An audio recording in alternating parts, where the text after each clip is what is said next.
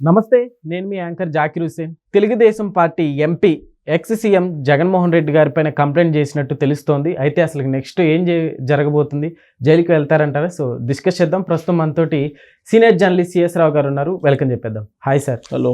అయితే సార్, ఇప్పుడు Telugu Desam party MP Jaganmohan Reddy గారిపైన కేసు పెట్టినట్టు తెలుస్తుంది సార్. నెక్స్ట్ జైలుకి వెళ్తారంటారా జగన్మోహన్ రెడ్డి గారు?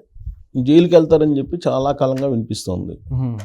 కానీ ఎప్పుడు వెళ్తారు ఏంటి అనేది ఎవరికి అసలు అంతుబట్టని విధంగా ఉంది. దానికి కారణం ఏంటంటే ఢిల్లీ బీజేపీ పెద్దలతోటి జగన్మోహన్ రెడ్డి గారికి ఉన్నటువంటి సఖ్యత, వాళ్ళ మధ్య ఉన్నటువంటి అండర్స్టాండింగ్స్ అనేది అందరికీ తెలిసినటువంటి అంశమే. కొత్తగా మనం ఏం ప్రస్తావించాల్సిన అవసరం లేదు, కాదనాల్సిన అవసరం లేదు, అవుననాల్సిన అవసరం లేదు. అందరికీ తెలుసు, దాని మీద స్పష్టత ఉంది అందరికీ. సో కాబట్టి వాళ్ళ ఆశీస్సులు ఉన్నంత వరకు జగన్మోహన్ రెడ్డి గారికి ఏమీ కాదు. ఎన్ని ఈడీ కేసులు ఉన్నా, ఎన్ని సిబిఐ కేసులు ఉన్నా, లేదా ఎన్ని స్కామ్స్ ఉన్నా కానీ అనేది స్పష్టత ఉంది ఆంధ్రప్రదేశ్ సమాజానికి. కేంద్ర హోంమంత్రి అమిత్ షా గారు ఆంధ్రప్రదేశ్ గురించి మాట్లాడుతూ 2019 నుంచి 2024 మధ్యలో విధ్వంసం జరిగింది అని చెప్పి కామెంట్ చేశారు. ఓకే. మరి ఆ బాధ్యతాయుతమైనటువంటి కేంద్ర మంత్రి పదవిలో ఉన్నట్టు అమిత్ షా గారు ఆ మాట అన్న తర్వాత దానికి తగిన విధంగా విచారణ అయితే చేయాలిగా, నిజంగానే విధ్వంసం జరిగిందని నిరూపించాల్సిన బాధ్యత కూడా ఆయన మీద ఉందిగా. అప్పుడేగా ఆయన చేసినటువంటి వ్యాఖ్యకి విలువ ఉండేది. బట్ ఆ దిశగా అడుగులు పట్టడం లేదు. అడుగులు పడకపోగా ఇప్పటి వరకు సిబిఐ కేసులు కానీ, ఈడీ కేసులు కానీ చాలా ఉన్నాయి జగన్మోహన్ రెడ్డి గారి మీద. దాదాపు 20 కేసులు పైగా ఉన్నాయి. వాటిల్లో ఒక్క అడుగు కూడా ముందుకు పడలేదని చెప్పి ఇటీవల సుప్రీంకోర్టే ప్రశ్న చేసింది. 19 నెలలు అయింది, ఈ 19 months నుంచి ఒక్క అడుగు కూడా ముందుకు పడలేదు, ఎందుకు పడలేదని చెప్పి సిబిఐనే క్వశ్చన్ చేసింది సుప్రీంకోర్టు. ఇంత జరుగుతున్నప్పటికీ కూడా ఆయన మీద ఆ ఉన్నటువంటి కేసులు ఒక కొలిక్కి వచ్చేటువంటి పరిస్థితి కనిపించట్లా. ఓకే. అయితే 2019 నుంచి 2024 మధ్య జరిగినటువంటి స్కామ్స్ దానికి యాడ్ అవుతున్నాయి. వాటి గురించి ప్రజల్లోకి తీసుకెళ్లారు బలంగా. తెలుగుదేశం పార్టీ, కూటమి ప్రభుత్వం బలంగా తీసుకెళ్ళింది. కానీ దాన్ని కేసులు పెట్టడం, విచారణ చేయటం ఇవన్నీ పూర్తి కావాలి కదా. కానీ అవి పూర్తి అయ్యేటువంటి పరిస్థితి కానీ, కేసులు పెట్టేటువంటి పరిస్థితి కానీ లేకుండా అయిపోయింది.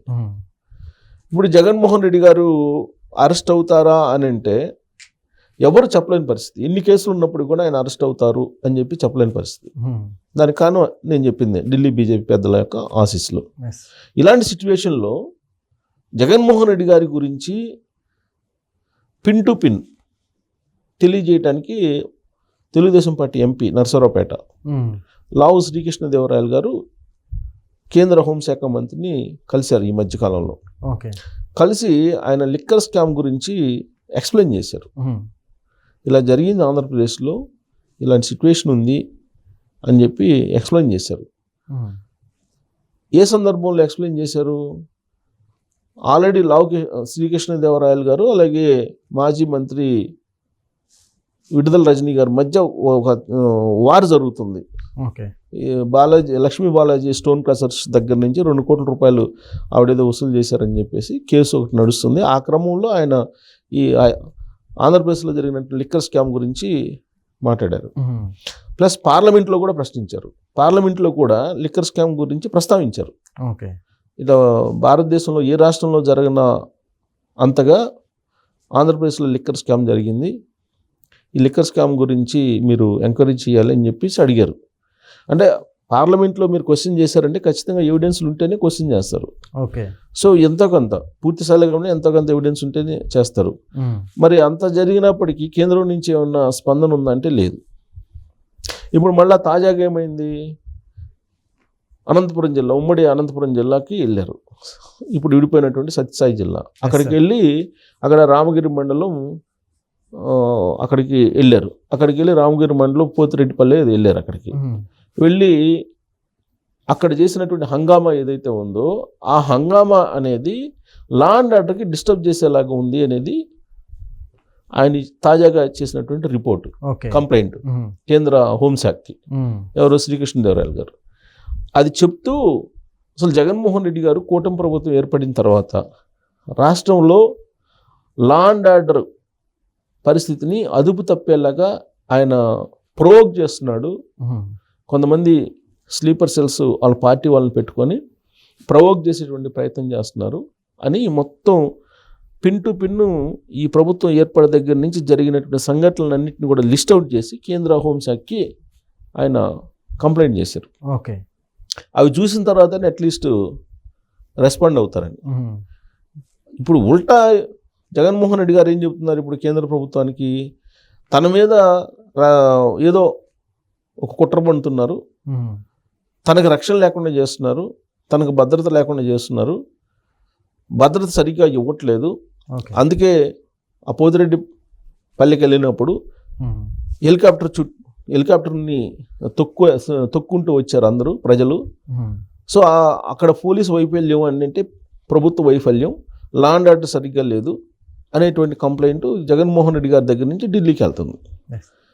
దానికి కౌంటర్గా ముందుగానే శ్రీకృష్ణదేవరాయలు గారు అసలు జరిగింది ఏంటి అక్కడ అనేదాన్ని వివరించారు.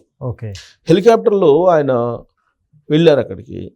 అసలు హెలికాప్టర్ని రౌండ్ ట్రిప్ బుక్ చేసుకున్నారా లేదంటే వన్ వే బుక్ చేసుకున్నారా అనేది తెలియదు. అక్కడ విండ్ షీల్డ్ పగిలిపోయింది హెలికాప్టర్ది అన్నారు. విండ్ షీల్డ్ పగిలిపోయింది అని చెప్పి ప్రయాణాన్ని పనికిరాదని చెప్పేసి జగన్మోహన్ రెడ్డి గారు అక్కడ ఆ బాధిత కుటుంబాన్ని పరామర్శించడానికి వెళ్ళగానే ఇది ఫ్లై అయిపోయి బెంగళూరుకి వెళ్ళిపోయింది. మరి బాగలేనటువంటి హెలికాప్టర్ ఎలా వెళ్తుంది అనేటువంటిది ఒక క్వశ్చన్. సో ఇదంతా కూడా ఒక రక్తి కట్టించేటువంటి ఒక డ్రామాని క్రియేట్ చేశారు అక్కడ భావోద్వేగాలను రెచ్చగొట్టేదానికి, అక్కడ ప్రజల మధ్య విద్వేషాలను రెచ్చగొట్టేదానికి ప్రయత్నం చేశారు జగన్మోహన్ రెడ్డి గారు అనేటువంటి కంప్లైంట్ ఈయన శ్రీకృష్ణదేవరాయలు గారు చేశారు. చేసి దానికన్నా ముందు ఈయన అసలు ప్రభుత్వం ఏర్పడగానే ఢిల్లీ వెళ్ళారు జగన్మోహన్ రెడ్డి గారు. ఢిల్లీ వెళ్ళి లా అండ్ ఆర్డర్ లేదు ఆంధ్రప్రదేశ్లో, రాష్ట్రపతి పాలన పెట్టాలని చెప్పేసి డిమాండ్ చేశారు. జస్ట్ చంద్రబాబు నాయుడు గారు ప్రమాణ స్వీకారం చేసిన వారం రోజులకే లా అండ్ ఆర్డర్లో గట్టు తప్పేసింది, రాష్ట్రపతి పాలన పెట్టాలని. 30 మందిని చంపేసేసారు వైఎస్ఆర్ కాంగ్రెస్ పార్టీ వాళ్ళని అని చెప్పి ఢిల్లీ వెళ్ళి ఆయన ధర్నా చేశారు. సరే 30 మంది ఎవరెవరు చెప్పమంటే పేర్లు చెప్పలే. ఇంకా ఆ తర్వాత అనేక అంశాల్లో ఇప్పుడు తాజాగా జరిగినటువంటి ఇన్సిడెంట్ చూస్తే పాస్టర్ ప్రవీణ్ చూసాం మనం. పాస్టర్ ప్రవీణ్ ఇష్యూ ఏంటి, ఆయన రోడ్డు ప్రమాదంలో చనిపోయాడని చెప్పి సీసీ ఫుటేజ్ ద్వారా అర్థమవుతుంది. సరే పోస్ట్ మార్టం రిపోర్ట్ కూడా వాళ్ళ కుటుంబీకులకి ఇచ్చారు పోలీసులు అని చెప్పి చెప్తున్నారు, పోలీసులు వాళ్ళకి అందజేశారని. వాళ్ళకు కూడా అర్థమైంది కుటుంబీకులకు కూడా. అందుకే కుటుంబీకులు మీడియా సమావేశం పెట్టి ఒక వీడియో కూడా రిలీజ్ చేశారు, పోలీసులు పర్ఫెక్ట్గా దీన్ని విచారణ చేశారని. అయినప్పటికీ దాన్ని విద్వేషాల రూపంలో క్రియేట్ చేసేటువంటి ప్రయత్నం చేశారు కదా. ఎవరు చేశారు అని అంటే దాని వెనుక వైఎస్ఆర్ కాంగ్రెస్ పార్టీ ఉందని చెప్పి తెలుగుదేశం పార్టీ చెప్తుంది. ఎందుకు చెప్తుందంటే అక్కడ జాన్ బెన్నీ లింగం అనే అతను వైఎస్ఆర్ కాంగ్రెస్ పార్టీకి సంబంధించినట్టు క్రిస్టియన్ విభాగం అధ్యక్షుడు, రెచ్చగొట్టింది. కాబట్టి ఎప్పటికప్పుడు విద్వేషాలను రెచ్చగొట్టి అక్కడ రాష్ట్రంలో గందరగోళ పరిస్థితిని క్రియేట్ చేసేటువంటి ప్రయత్నం చేస్తున్నారు. కాబట్టి వైఎస్ఆర్ కాంగ్రెస్ పార్టీని జగన్మోహన్ రెడ్డి గారిని అరెస్ట్ చేయాలి అనేటువంటి అభ్యర్థనను లావు శ్రీకృష్ణదేవరాయలు గారు చేస్తూ ఆధారాలని సబ్మిట్ చేశారు కేంద్ర ప్రభుత్వానికి, కేంద్ర హోంశాఖకి. మరి అది రెస్పాండ్ అయ్యి అరెస్ట్ చేస్తుందని అంటే అది ఒక $1 మిలియన్ ప్రశ్న. దానికి సమాధానం బీజేపీ పెద్దలు చెప్పాలి, లేదా అరెస్ట్ అయినప్పుడు మనకు సమాధానం వస్తుంది. అప్పుడు దాకా దానికి మనం పూర్తిగా సమాధానం చెప్పలేనటువంటి సిచ్యువేషన్ రాజకీయాల్లో ఆంధ్రప్రదేశ్లో ఉన్నాయి. Okay sir, thank you.